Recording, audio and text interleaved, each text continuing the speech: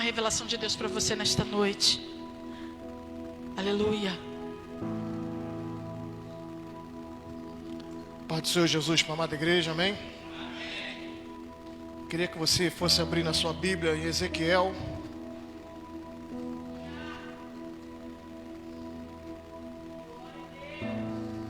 Capítulo de número 37.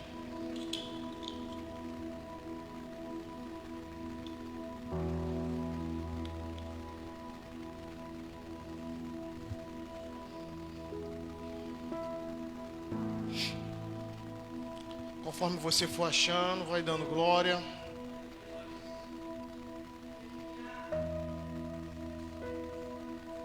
Ezequiel capítulo 37, vem comigo no versículo de número 1.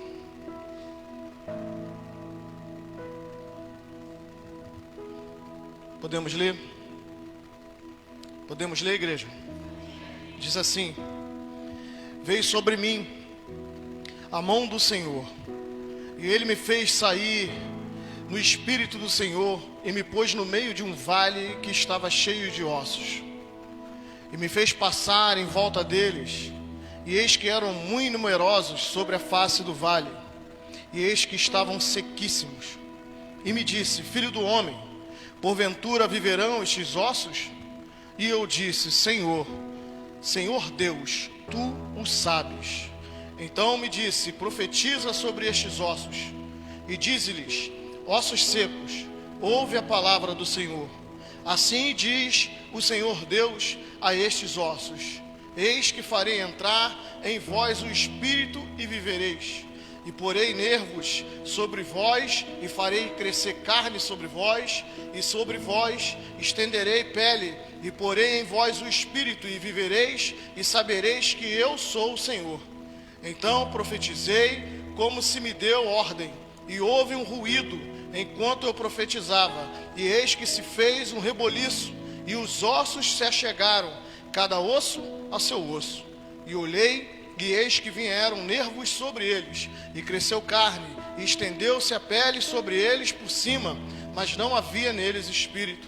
E ele me disse: profetiza ao Espírito, profetiza ao Filho do Homem, e diz ao Espírito: assim diz o Senhor Deus: vem dos quatro ventos, ó Espírito, e assopra sobre estes mortos para que vivam. E profetizei como ele me deu ordem. Então o Espírito entrou neles, e viveram, e se puseram em pé um exército grande em extremo. Então me disse: filho do homem, estes ossos são toda a casa de Israel. Eis que dizem: os nossos ossos se secaram, e pereceu a nossa esperança. Nós mesmos estávamos cortados. Amém? Glória a Deus. Pode se assentar. Fique à vontade, você pode glorificar a Deus. Amém. Louvado é o nome do Senhor. Estava meditando nesse texto agora pela tarde. Texto muito conhecido, né? Vale dos ossos secos, né? A Bíblia vai dizer que Deus ele vai pegar em espírito o profeta e vai dar uma visão a ele. Uma visão de um vale de ossos, ou seja, de ossos secos, de restos mortais de corpos. Quero que você entenda isso aqui. Isso é uma visão que Deus dá a Ezequiel. E o contexto, para a gente entender, ele é em cima da situação a qual Israel estava passando. Ezequiel, para os irmãos entenderem, Ezequiel, ele é um dos contemporâneos de Daniel, juntamente com Jeremias, no período babilônico.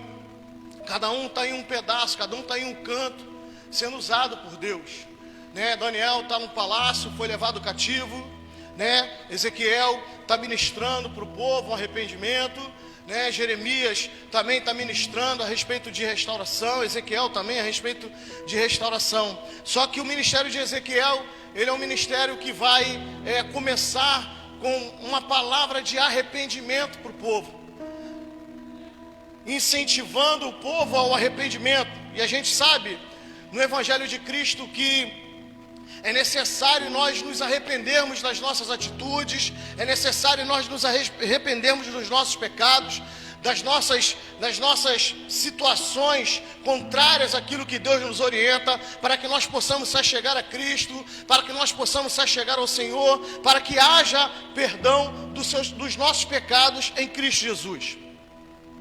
Então, eu quero dizer algo para você. Quando a gente passa da fase do arrependimento, geralmente Deus usa um profeta para pregar arrependimento ao povo, mas quando o povo não dá ouvidos àquilo que o profeta está falando, automaticamente Deus vai levantar um profeta, ou mesmo um profeta, para começar a pregar a restauração. Só que eu quero começar a dizer algo para você. Quando chega nesse nível, quando chega nessa situação, a coisa complica um pouco mais, a coisa fica mais difícil.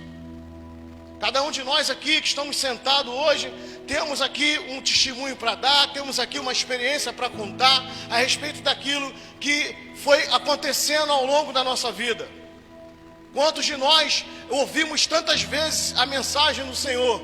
Quantos de nós ouvimos tantas vezes profetas do Senhor sendo usados para as nossas vidas? E a gente sempre com o discurso, não, agora não dá, agora não tem como. Quantos ainda dizem, não, eu ainda estou muito novo, eu preciso curtir um pouco mais a vida? Quantas pessoas passam por dificuldades diversas na sua vida porque não deu ouvido? E eu quero falar que isso faz parte. Todo mundo aqui ouviu mais de uma vez. Raros são aqueles que ouvem uma vez só e se achegam ao Senhor. Aquele período de pecado ao qual vivenciamos, aquele período onde nós nos mergulhamos nos nossos deleites, ele vai servir de alguma forma, ainda que traga transtorno, ainda que ele venha trazer para nós sementes, né? Porque tudo que o homem semeia, um dia ele vai colher. Tudo aquilo que plantamos, se nós plantamos ódio, um dia vamos colher ódio. Mas se nós plantarmos amor, um dia nós vamos colher amor.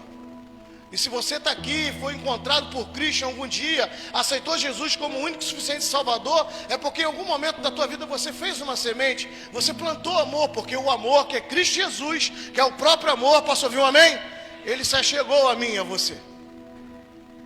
Quando ele chega, ele é tremendo, é inevitável não ter algo poderoso de Deus acontecendo na nossa vida, porque Cristo, ele não traz amor, ele é o amor. E quando eu estava meditando nesses versículos, aqui se tratando de um culto onde foi dado aqui testemunho, onde foi falado aqui muitas coisas já a respeito da nossa fé no Senhor, daquilo que nós acreditamos. E eu fiquei tranquilo com o meu coração, porque tem a ver com a mensagem, porque eu quero começar dizendo algo para você. O verso 1 e o verso 2 do texto que nós lemos vai dizer que veio sobre mim, o profeta Ezequiel está dizendo que veio sobre mim, veio sobre ele a mão do Senhor. E o Senhor me levou em espírito e me pôs no meio do vale. Repita comigo, no meio do vale. E a Bíblia vai dizer que no meio do vale estava cheio de ossos secos. Deixa eu tentar fazer você entender rapidamente. Durante as guerras, e principalmente durante a Segunda Guerra Mundial, houve muitas mortes. E não dava tempo, e dependendo do local de batalha, não dava tempo, quem for militar sabe do que eu estou falando, não dava tempo de separar esses corpos, que eram tantos corpos, não ia ter avião para trazer esses corpos de volta, não ia dar tempo, porque estava no meio de uma batalha, ou estava avançando, ou estava recuando, ou estava criando essa estratégia. E o que eles faziam? Eles cavavam um buraco enorme, e ali jogava-se os corpos. É mais ou menos o que está acontecendo aqui, na visão do profeta. E a Bíblia ainda vai dizer que esses ossos estão embaralhados, estão separados, né? Porque quando ele vai profetizar, a Bíblia vai dizer que os ossos vão começar a se encaixarem, mas eles não se encaixam em corpos diferentes, eles vão se encaixando nos seus respectivos corpos. Então, a Bíblia vai dizer que tinha um vale, e a Bíblia vai falar que a mão do Senhor, o Senhor pega ele em espírito e leva ele para o meio do vale. E eu grifei essas duas frases, e me pôs no meio do vale, e no verso 2 está dizendo, me fez andar ao redor deles. Deles quem? Dos ossos. Deus manda dizer para a igreja nessa noite que Ele quer te colocar no meio do problema qual você está passando, no meio da dificuldade, no meio da situação. A visão, qual é a visão que você está tendo? Porque de uma forma você olhar de longe o vale, você olhar de cima o vale, você olhar próximo do vale é uma coisa, mas você está dentro do vale é outra, completamente diferente. E Deus falou comigo, precisamos nos posicionar na realidade a qual estamos. Porque muitas das vezes estamos passando por dificuldades, estamos passando por problema, não estamos conseguindo sair. Tem áreas da nossa vida que está morta, tem áreas da nossa vida que está completamente desmanchada, completamente embaralhada. E a gente às vezes, em vez de procurar, tentar resolver, a gente está olhando de longe. Deus está falando, de longe você não vai resolver nada, eu tenho que te trazer para o meio do problema, porque é você que tem que resolver. Quem está entendendo isso, dá um glória, por favor. E Ele não só plantou no meio para ver o problema. A Bíblia está dizendo no verso 2 que Ele vai andar ao redor, ou seja, Ele vai contemplar cada osso, cada região daquele vale, cada pedaço daquele vale. Deus está falando com pessoas aqui nessa noite. Você tem que contemplar aquilo que está ao teu redor, os problemas que estão ao teu redor, porque aonde tem morte, se Jesus chega, vai ter vida. E os ossos estavam sequíssimos, sem reação. Repita comigo, sem reação. Repita comigo, completamente inerte. Significado da palavra inerte: desprovido de movimento, que não dá sinal de vida, imóvel, sem atividade, sem movimentos próprios.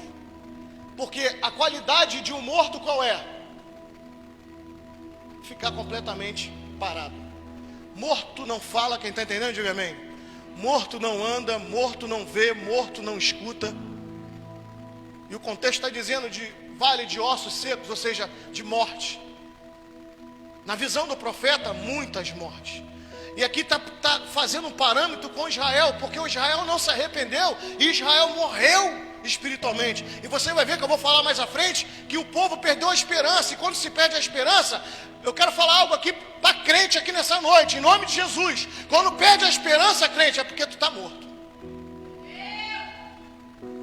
E a morte aqui a gente vai trazer para o espiritual.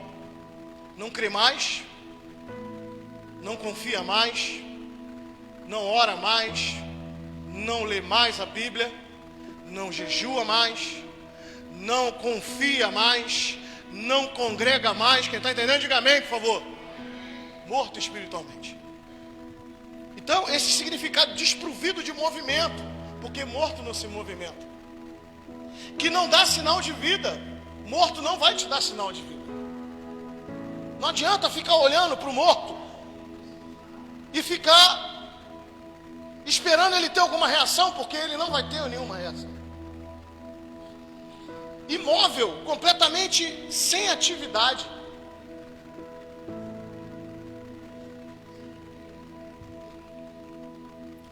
Queria que a igreja ficasse ligada, amém? E aí a gente vai para o verso 3. O verso 3 ele vai dizer: e me disse,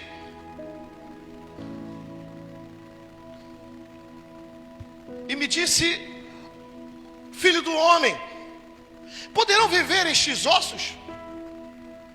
E eu disse, Senhor Jeová, tu o sabes. Algo interessante aqui. A gente sabe que é Deus que sabe das coisas. A gente sabe que é Deus que contempla tudo. A gente sabe que é Deus que está diante de todas as situações. Mas Deus vai fazer uma pergunta para o profeta. Deus vai perguntar ao profeta a seguinte questão: filho do homem, poderão viver estes ossos? Ou seja, ele está dentro do vale, ele já rodeou, ele já viu tudo. E o Senhor está perguntando ao profeta: pode ter vida esses ossos? E o profeta vai responder muito bem: tu o sabes, Senhor. Só que quando tu para contemplar isso, você vai ver que o profeta não está acreditando naquilo que, no poder de Deus. Fala para o irmão que está do teu lado: acredite no poder de Deus. Ainda que a circunstância esteja adversa, irmão. Eu quero falar algo aqui para você: o osso seco pode ser a tua família. O osso seco, os ossos secos pode ser teu casamento. O osso seco pode ser o teu filho que está desviado. O osso seco pode ser a porta de emprego que se fechou. Você está desempregado. Qual é o osso seco que está na tua vida? E Deus está falando, filho do homem. Quem está entendendo isso? Pode ter vida nesses ossos, filho do homem. Em outras palavras, Deus está falando, pode ter porta aberta? Pode sim, Senhor. Pode ter cura nessa doença? Pode sim, Senhor. Pode ter salvação na minha casa? Pode sim, Senhor. O meu casamento, ele vai prosperar? Pode sim, Senhor. O meu ministério vai avançar? Pode sim, Senhor. Era essa a resposta que Deus esperava do profeta. Entenda que Deus não está falando com uma pessoa comum, Deus está falando com um profeta. Deus está falando com alguém que tem intimidade. Deus está falando com alguém que já teve outros momentos que foi usado por Deus. Sabe que há uma intimidade, porque quando Deus, no Antigo Testamento, Deus não se manifestava para todo o povo. Quem está entendendo, diga amém, por favor. Olha para Moisés. A briga com o povo é porque que Deus fala com Moisés e não fala com o povo. No período antes de Davi, Samuel é levantado. Ele perde a presença do Senhor. A arca é levada, mas Deus fala com quem? Fala com Samuel, mas não fala com o povo. Quem está entendendo isso, dá um amém, por favor. Então ainda estamos no Antigo Testamento. Existe um povo, muita gente, mas Deus está usando alguns profetas. Está usando Jeremias num canto, está usando Ezequiel no outro, está usando Daniel no palácio, ainda está usando os amigos de Daniel. Por que, pastor, o senhor está falando isso? Porque Deus não fala com qualquer um. Deus só fala com quem busca a presença dele. Deus só fala com alguém que se coloca à disposição de Deus para ser usado. Deixa eu tentar fazer você entender isso aqui rapidamente. Se eu não estou disposto a fazer aquilo que Deus está colocando na minha mão, escuta o que eu vou te falar, Ele não vai falar comigo. Se nós não estamos dispostos a fazer a vontade de Deus nessa terra, Ele não vai falar conosco, irmão. Porque Deus, Ele não é um Deus de ficar perdendo tempo com quem não quer cumprir com aquilo que Ele está orientando. Deus vai falar, a pessoa pode até não ter muito conhecimento, mas quer presença, e Deus fala. A pessoa pode até não ser muito dotada, sabe, de teologia. A pessoa pode até nem falar direito, fala exodo, mas não está nem aí, porque está buscando a presença. Aí Deus fala com ele. E o outro, por que Deus não fala? É mais culto, é até inteligente, porque não quer cumprir com o que Deus está falando. Então, Deus está falando com o profeta. Deus está se apresentando para o profeta. E o profeta, a resposta do profeta parece ser muito boa. Tu sabes, Senhor, tu sabes. E realmente, só Deus sabe de todas as coisas. Alfa, ômega, princípio e fim, início e fim. Então a gente sabe que Deus sabe de todas as coisas. E Ele vai dizer, quero falar algo aqui para você, não está nem aqui no estudo. Toda vez que se apresentar um osso seco para a tua vida, eu quero que você receba isso aí no teu coração, em nome de Jesus. Toda vez que se apresentar uma dificuldade, nunca se apresente para Deus com dúvida. Eu não sei se tu entendeu, eu vou repetir. Toda vez que se apresentar uma dificuldade, isso serve para mim também. Deus falou muito comigo esse ano. O Espírito Santo falou comigo, para de ter dúvida naquilo que se apresenta para você. Porque a Bíblia diz que todas as coisas contribuem juntamente para o bem daqueles que amam a Deus. Não é o ventilador, contribui e a caixa de som APA não. O microfone contribui, mas o púlpito não. A cadeira contribui, o altar não. Todas as coisas contribuem. A bênção contribui, a porta aberta contribui, mas a doença também contribui e a morte também contribui. Porque tem pregador que não gosta de falar isso. Eu já falei isso na última mensagem. E eu vou tentar sair daqui. Porque a gente vem numa geração que foi ensinada, e isso está sendo um problema terrível para muitos se firmarem hoje no Evangelho. Estamos vivendo alguns anos sobre esse negócio de teoria da prosperidade. Eu não sou contra, porque a Bíblia ela me prospera. Quem recebe isso aí? Só que eu só recebo a prosperidade em obediência. Eu não recebo a prosperidade de qualquer jeito. E aí foi ensinado muito que a pessoa tem que vir para a igreja, porque Jesus vai restaurar o casamento. A pessoa vem para a igreja porque vai ser curada. A pessoa vem para a igreja porque a empresa faliu, Deus vai dar uma nova meta. Não, você não tem que vir para a igreja por causa disso. Você tem que vir para a igreja para adorar aquele que é único, que é digno de honra, de glória e de louvor. Te dando alguma coisa ou não, fazendo ou não, curando ou não. É para isso que tem que buscar Jesus. Então a gente vem numa teoria que agora para tirar está difícil. Por quê? Porque estamos vivendo momentos difíceis, amém ou não amém, igreja? E o que prevalece? A verdade. E tem gente que não está pronta, não tem crente que não está pronto para ouvir a verdade. Te digo mais, líderes, pastores, igrejas que não estão prontas para ouvir a verdade. Quando tu começa a conversar com os amigos, os pastores, principalmente os que já tem um pouco mais de experiência, prega para muita igreja, eles chegam em determinados lugares que os pastores da igreja falam assim, ó, você não pode falar isso não. Pô, cara, pega leve, não é assim não. Olha só, tem que falar aí porque para levantar o dízimo. Quem sustenta a igreja é Jesus, sempre foi Jesus, nunca foi dinheiro.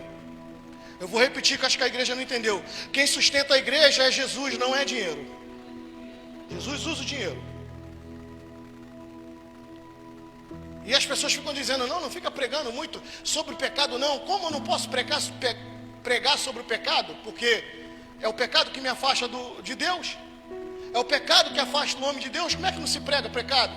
E pregar pecado é pregar arrependimento. O que João Batista está falando? Arrependei-vos. Jesus vai dizer arrependei-vos.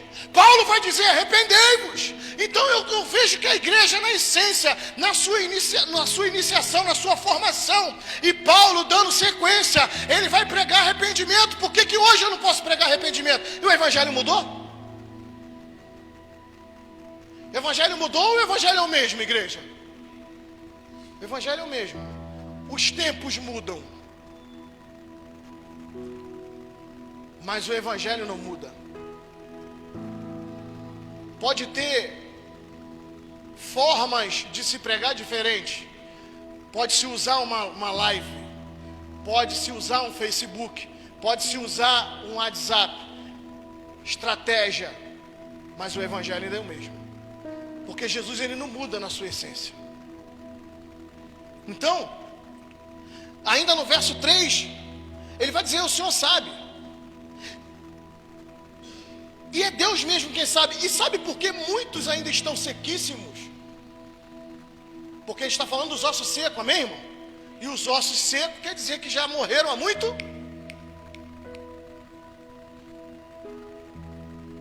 Você coloca um animalzinho morto no meio do mato. Lá no meio do mato. Tu vai lá numa semana, tá lá, ele morreu hoje, tu bota lá. Aí tu vai no outro domingo, já está decompondo. Quando não vem bicho para comer, né? Aí tu vai na outra semana, já as carnes já tá quase todas indo embora, começa a aparecer os ossos. E os bichos vão comendo e a pele vai se desfazendo até sobrar o quê? O osso. Mas se tu for lá e for recente a retirada da carne, você vai ver que o osso ainda está liso, ainda está branco. Mas depois tu começa a ver ele como? Incinzentado. Ele vai secando. Ele vai secando. Quem está entendendo, diga amém, por favor. E a Bíblia está dizendo que os ossos estavam sequíssimos. Ou seja, já estava morto há muito tempo.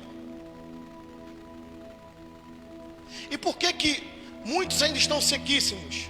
E eu estou trazendo isso para o espiritual. Porque se acham donos de si.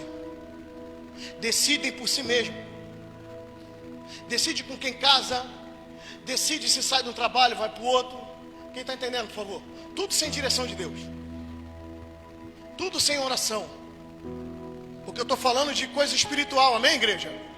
Já não ora, já não lê Bíblia, já não quer mais estar no culto, falta culto, já não quer mais estar em comunhão com os irmãos, porque na comunhão com os irmãos Deus também fala. E não precisa ficar muito tempo com os irmãos, é só ficar um pouco. Então essa pessoa vai morrendo espiritualmente, ela vai secando, ela vai secando, ela vai secando. E ela começa a tomar as decisões por si só. Então, elas vão ficando sequíssimas pelas suas decisões. Mas eu quero dizer algo aqui nessa noite. Ainda quem governa é Deus. Fala para o irmão que está do teu lado. É Deus que governa. Fala mais alto que ele não ouviu. É Deus que governa. Fala para ele assim. É Deus que governa, querendo você ou não. Quem entendeu? Tu pode decidir o que tu quiser, mas quem governa é Ele. Por isso que a Bíblia vai dizer que o homem faz planos, mas a resposta vem da onde? Da boca do Senhor. Eu posso chegar aqui amanhã e dizer: eu não quero mais pastorear. Pastor Jardel, toma aí a carteirinha. Eu nem tenho carteira de pastor, tem de presbítero. Toma aí, bota alguém lá. Não quero mais pastorear. A partir de hoje, pastor Jardel, eu vou decidir minha vida. Vou voltar a trabalhar, vou fazer faculdade, eu vou fazer curso. E Deus está lá de cima só olhando. Eu não vou te impedir. Deus está só lá de cima olhando para a gente. Eu não vou te impedir. Só que quem governa sou eu. Vou repetir que acho que tu não entendeu. Tu pode decidir o que tu quiser na tua vida, com quem tu casa, por onde tu anda, mas quem governa é Deus. Desde a formação do Éden lá em Adão, sempre foi Deus. E quando chegar os nossos últimos dias, e nós vamos morar na glória com o Senhor, quem vai morar na glória, dá um glória aí. Ele vai continuar governando. De eternidade em eternidade, quem governa é Deus. Só que, no evangelho de hoje, nós temos visto pessoas que usam o fato do livre-arbítrio, né? Vou falar algo aqui para você, que eu aprendi essa semana. Quero dividir isso com você. Quem já ouviu falar na palavra livre-arbítrio? Quem já ouviu? Fala para o irmão que está do teu lado. Crente. Ele não ouviu não, fala mais alto. Crente. O livre-arbítrio.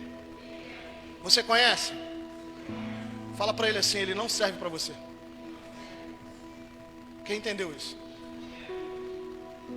Deixa eu fazer uma reflexão da tua vida rapidamente, crente. Rapidamente. Quem entregou a vida para Jesus aí? Levanta a mão. Então para com esse negócio de livre-arbítrio. Você não governa a tua vida. Quem governa a tua vida é o Senhor. O ímpio, ele pode chegar aqui. Você pode conversar com o ímpio e falar para ele assim: você aceita Jesus como o único e suficiente salvador da tua vida? Se ele falar, aceito, beleza, vem para cá. A vida não é mais tua, a vida é do Senhor.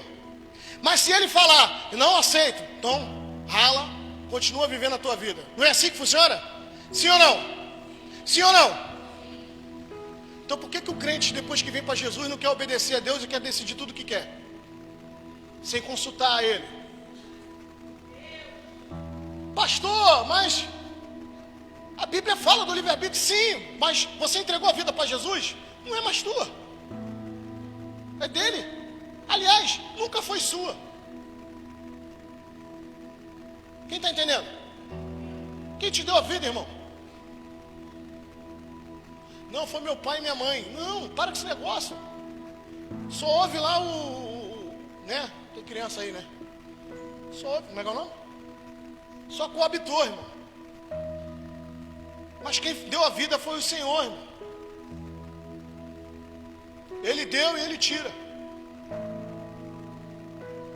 E Deus é tão perfeito que, eu falei aqui na última mensagem, Deus é tão maravilhoso, Deus é tão perfeito, que Ele dá a vida, mas tu vem para a vida sem nada.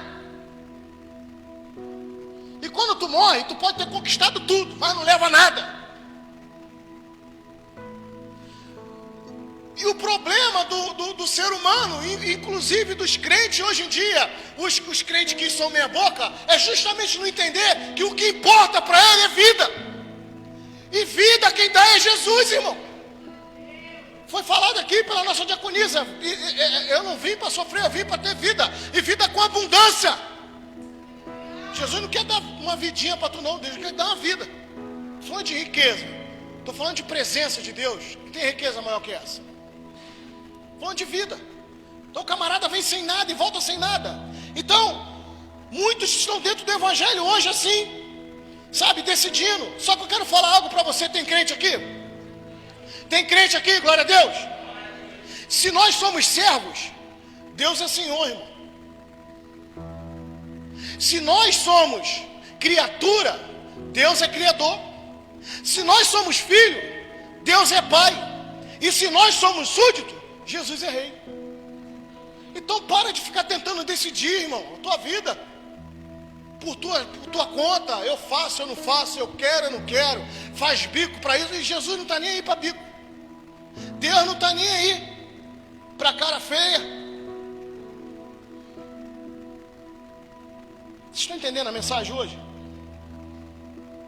Então se é Deus que governa, e a gente entende que se somos servos, Deus é Senhor. Se somos criatura, Deus é Criador. Se somos filhos, Deus é Pai. Se somos súditos, Jesus é Rei. Nós pertencemos a um reino. E todo reino tem leis. Todo reino tem regras. Todo rei impõe regras. E Jesus impõe regras. Para estar no reino de Jesus, tem que obedecer às regras. Ah, eu não quero, então sai. Jesus é assim, está pregando. E alguns estão falando assim, dura essa palavra. Quem pode ouvir? Aí eles vão tudo embora. Fica só os 12. Jesus vai te perguntar, e vocês também não vão embora não? Aí Pedro, não, para quem iremos nós? Olha que ele não vai dizer para onde iremos nós. Quem está entendendo isso aqui? Quem crê na salvação? Para chegar na salvação tem que ir a Cristo. Você entendeu isso aqui? Você está entendendo a fala de Pedro? Quem está entendendo a fala de Pedro? Pedro não está dizendo para onde iremos nós, ou seja, como é que eu vou chegar ao céu? Não, ele está dizendo, para quem iremos nós? Eu necessito de ti, eu vivo em ti, o Senhor tem que viver em mim, eu tenho que estar com o Senhor tem que estar comigo, eu não sei mais viver diferente. Para quem iremos nós? Só o Senhor tem palavra de vida. Aí a vida de novo. Olha a vida de novo. Então, pertencemos a um reino. E o Senhor deixou Israel chegar no osso.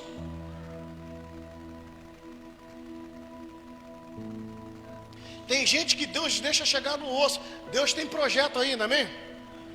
Deus tem sonhos para realizar na tua vida, amém? Deus tem propósito para cumprir, amém, amém? Só que Deus às vezes deixa a gente chegar no osso. Porque quando a gente está totalmente morto espiritualmente, quando a gente está totalmente seco, totalmente sem força, Ele vem e restaura. E por que, pastor, o senhor está falando isso? Que é para o homem não dizer que foi ele. Você entendeu isso aqui? É para a gente glorificar Ele, é para a gente exaltar Ele, porque só Ele pode. Então o Senhor deixou Israel chegar no osso, para que saibam que Deus é quem faz. Irmão, aprende isso aqui. O texto está dizendo que o Senhor fala para o profeta. Eu não vou falar com as minhas palavras não, vou ler aqui. Aqui no verso 6 está assim: e porei nervos sobre vós, e farei crescer carne sobre vós estenderei pele, e porei em vós o espírito, e vivereis, e sabereis que eu sou o Senhor. Entendeu? Por que Deus deixa chegar no osso? Quem é que faz? É Deus, sempre foi Deus. Escuta isso aqui. Ah, eu aceitei Jesus. Ótima decisão que tu tomou. Só que bateu de encontro com a decisão que Deus já tomou de te escolher primeiro. Porque a Bíblia diz que não fomos nós que escolhemos Ele primeiro, foi Ele que escolheu a nós. Quem entendeu esse mistério? Meu casamento está uma bênção, Deus fez. Os meus filhos estão uma bênção na presença do Senhor, Deus fez. Eu fui curado das doenças, Deus fez. Quem está entendendo, por favor, dá um glória. Eu estou crescendo no ministério, Deus fez. Ah, eu sou pastor, eu sou diácono, eu sou obreiro, eu sirvo ao Senhor, Deus fez. Ah, eu sou uma bênção na minha casa, Deus fez. Ah, eu era um alcoólatra, agora eu não sou mais, Deus fez. Eu era um drogado, eu não sou mais, Deus fez. Eu era um adúltero, eu não sou mais, Deus fez. Deus que fez. Por isso que Deus deixa às vezes chegar no osso, para Ele restaurar. Ele fala de nervos aqui. Eu queria estudar sobre isso, mas é difícil. Tem que entender um pouco de medicina, né? Os nervos, eles têm a ligação com o cérebro. A gente está falando de ossos secos, está falando de morte, morte espiritual. E Jesus faz a comparação na igreja com o corpo corpo de Cristo. E quem é o cabeça? Jesus. E ele fala que vai restaurar primeiro o quê? Os nervos. Porque eles têm a ligação com o cérebro e com a coluna, né? Que por dentro da coluna passa os nervos para distribuir o quê? As ordens, os pensamentos, os movimentos. Você está entendendo por que o corpo tem que estar em movimento? Você está entendendo por que o corpo tem que estar em movimento, irmão? Porque existe alguém coordenando, existe um cabeça, amém, igreja? A igreja tem um cabeça. Verso 4 e 5 está escrito assim: então me disse, profetiza sobre estes ossos. E disse-lhes, ossos secos, ouve a palavra do Senhor. Assim diz o Senhor Jeová a estes ossos: eis que farei entrar em vós o espírito e vivereis. Eu sublinhei, profetiza sobre esses ossos no verso 4. E ainda no verso 4, ouve a palavra do Senhor. E no verso 5 eu grifei, farei entrar em vós o espírito e vivereis. Esse movimento aqui do profeta, o profeta vai agir em dois, na verdade em três atos, mas o terceiro ato é combinado com o segundo. Ele vai fazer esse mover em dois atos. O primeiro ato é esse, ele vai profetizar os ossos. E esse primeiro ato do profeta, ele recria o corpo. Repita comigo, o primeiro ato do profeta recria o corpo, só que não traz vida. Que isso, pastor? Você vai entender. O verso 9 está escrito assim: e ele me disse, profetiza ao Espírito, profetiza ao Filho do Homem, diz ao Espírito, assim diz o Senhor sobre esses mortos, para que vivam. Então aqui no verso 9 confirma que realmente ele restaurou. No verso 9 confirma que lá no 4 e o 5 os ossos se juntaram. Foi a formação, veio o nervo, veio a carne, veio a pele. Está tudo formado, o corpo está lá, mas não tem vida. E aí o verso 9 agora Deus está falando para o profeta: profetiza ao Espírito. Escuta isso aqui. E aí eu sublinhei, profetiza ao Espírito e assopra sobre esses mortos para que vivam. Olha isso aqui. O segundo ato do profeta já traz vida ao corpo através do Espírito. O primeiro ato, houve um mover, fez a maquete do corpo, mas não tem vida. Só que o segundo ato tem vida. Quero trazer uma revelação para você. O primeiro ato, ele mexeu embaixo. Repita comigo, o primeiro ato mexeu embaixo. Ou seja, mexeu no campo terreno, mexeu no campo visual, naquilo que tu vê. Lembra que Deus coloca o profeta no meio do vale? Lembra que Deus faz o profeta circular no meio do vale? Agora Deus está falando aqui que esse primeiro ato mexeu com a situação terrena, com o campo visual do profeta, aquilo que nós contemplamos. Deus está mexendo, já mexeu. Tinha o corpo, só que não tinha vida. Mas o segundo ato do profeta, repita comigo, o segundo ato mexeu em cima. Quem entendeu, dá um glória. O segundo ato mexeu no céu, mexeu no reino, campo espiritual. Aquele que eu não vejo, você não vê. Olha só o que Deus falou comigo. Agora o corpo tem vida plena. Por quê? Porque mexeu Deus está falando com pessoas aqui. Você tem orado, mas você não tem tirado o olho da realidade.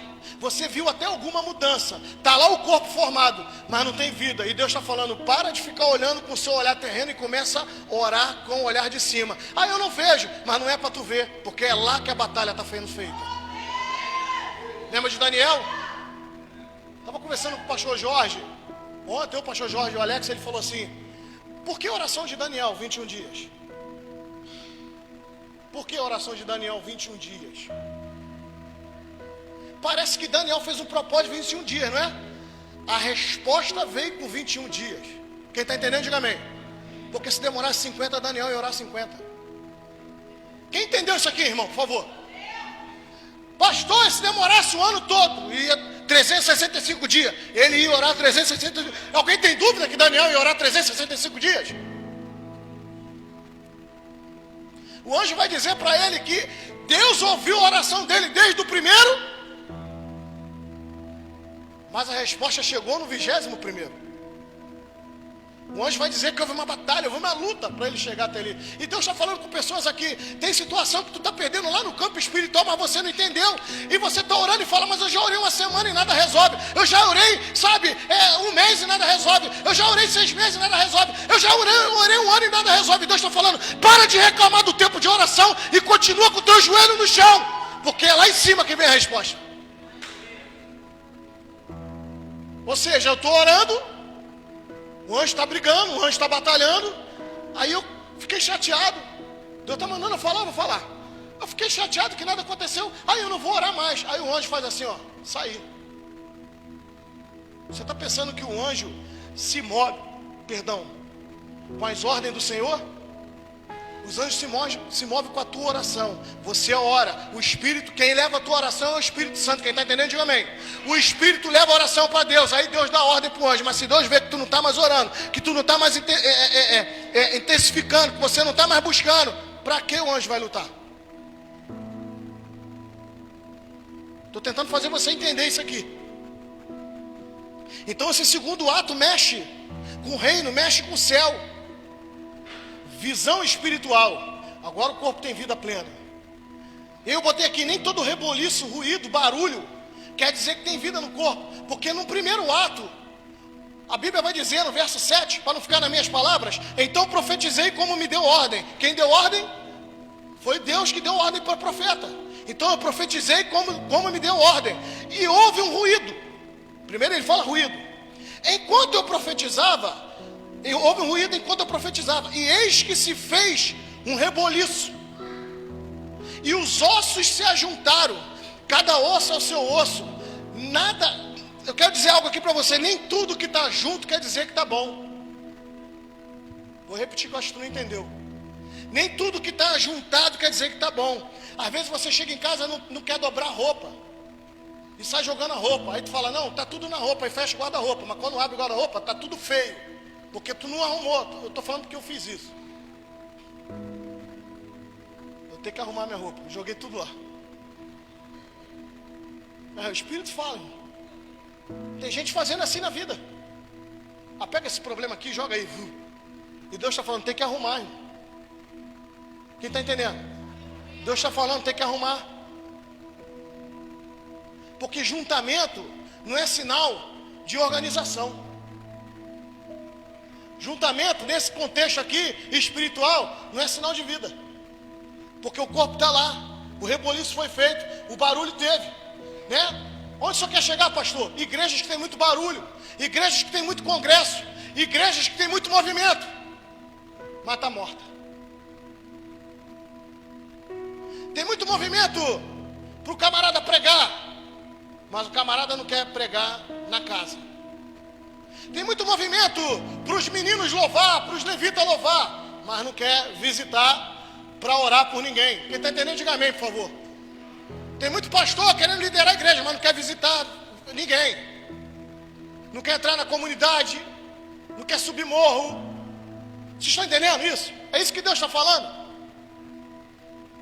Está junto, está até com a placa, está até com sabe, com algumas pessoas e tal, mas está só junto. Mas não tem vida.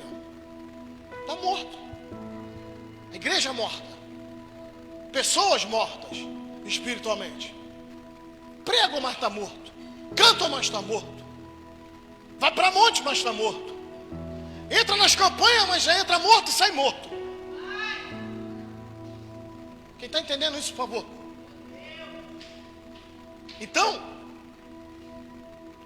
nem todo reboliço e ruído e barulho quer dizer que tem vida no corpo.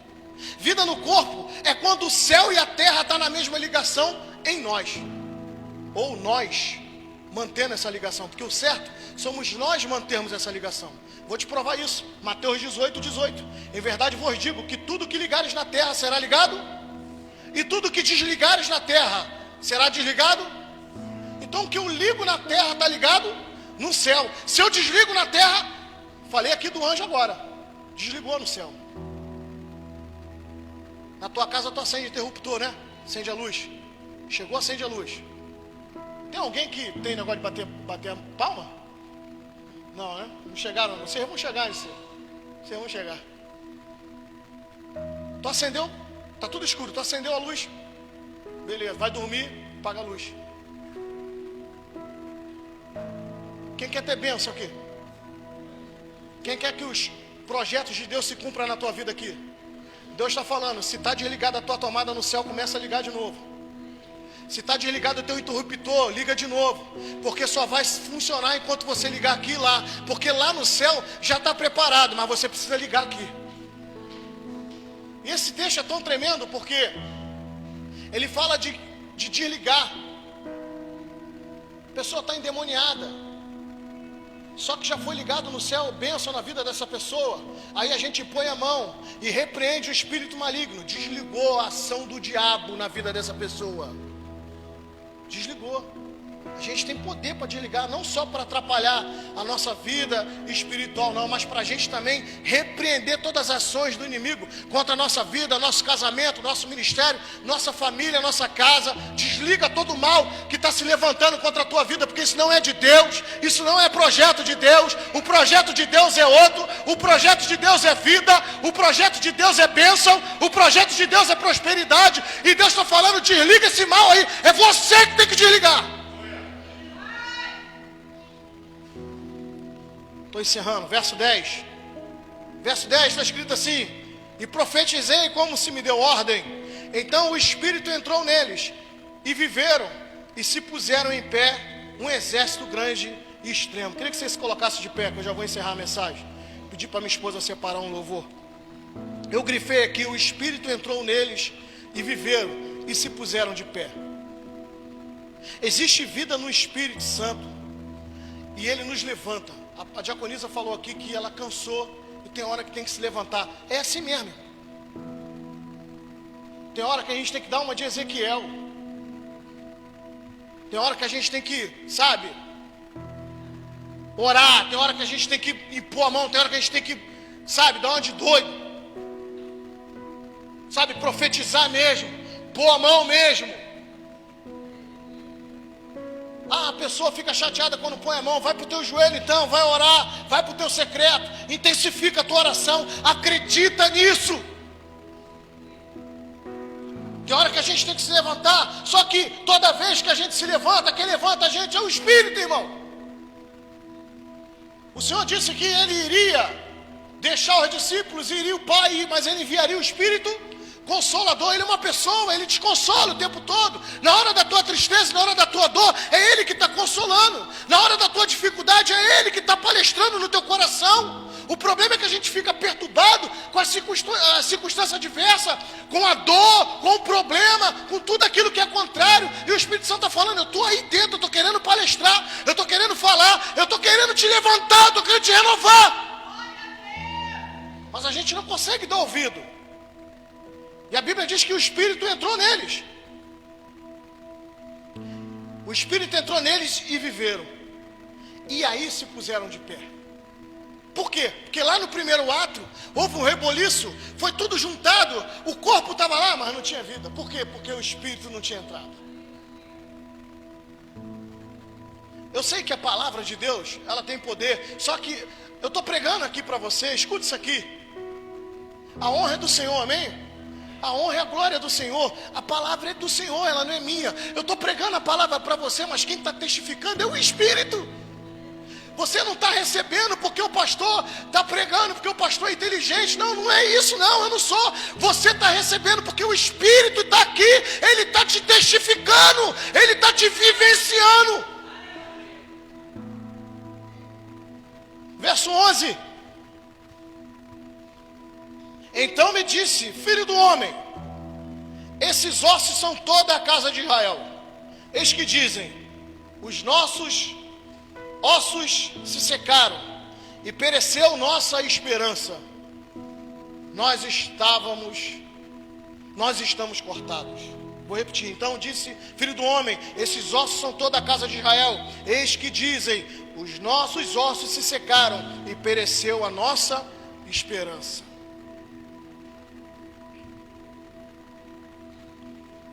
Repita comigo, esperança. Romanos 5, do 1 ao 5 diz assim. Pega isso aqui no teu espírito. Eu não vou nem pregar em cima disso aqui. Eu só vou falar o texto bíblico, porque ele por si só é muito forte. Tendo sido, pois, justificado pela fé, temos paz com Deus por nosso Senhor Jesus Cristo, pelo qual também temos entrada pela fé a esta graça, na qual estamos firmes e nos gloriamos na esperança. Repita comigo, nos gloriamos na esperança da glória de Deus. Quem tem esperança na glória de Deus aí?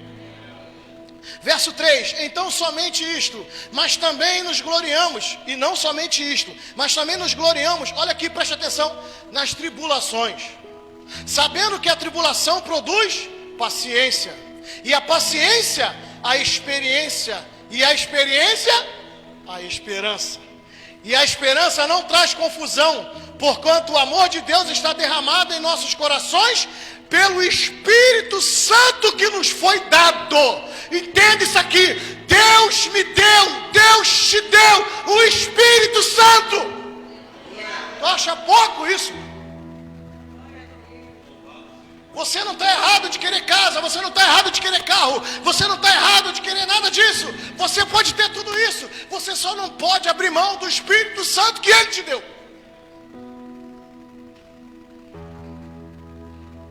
E não somente isto, mas também nos gloriamos nas tribulações. Lembra que eu falei que todas as coisas contribuem juntamente para o bem daqueles que amam a Deus? A tribulação também conta. Porque a tribulação, ela produz paciência. Olha para Jesus. 3 anos de ministério, perseguição. Chega no Getsemane, ele começa a agoniar. Ele vai orar, passa de mim esse cálice. Mas não tem jeito, vai ter que passar. Deus está falando com pessoas aqui.